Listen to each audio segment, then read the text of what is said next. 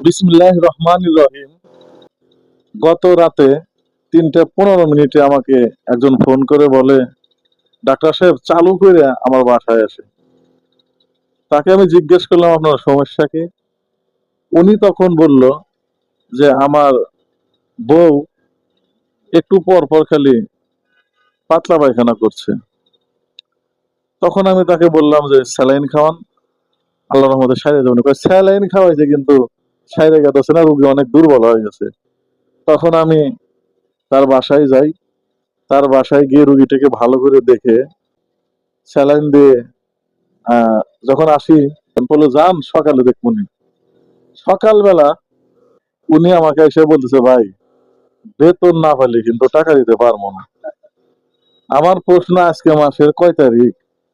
আমরা রাতের বেলায় চিকিৎসা দিয়ে আসলাম, সে বেতন পায়া আমাকে এই চিকিৎসার টাকা দেব?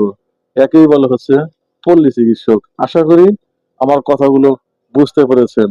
মানে পল্লী চিকিৎসক তাকেই বলে, বাকিতে যে চিকিৎসা করে তাকেই বলে পল্লী চিকিৎসক। কথাটা কি আমি ঠিক বলেছি? ঠিক। ঠিক বলেছি না? ঠিক। ধন্যবাদ সবাইকে, ভিডিওটা শেয়ার করে দিন। একজন পল্লী চিকিৎসক কতটা ত্যাগ স্বীকার করে। ঝড় বৃষ্টি রাতে আমরা যাই, অন্ধকার রাত্রিতে, দুর্যোগপূর্ণ রাত্রিতেও কিন্তু মানুষের বাসা বাড়িতে গিয়ে যতটুকু পারি আমরা সেবা দেই।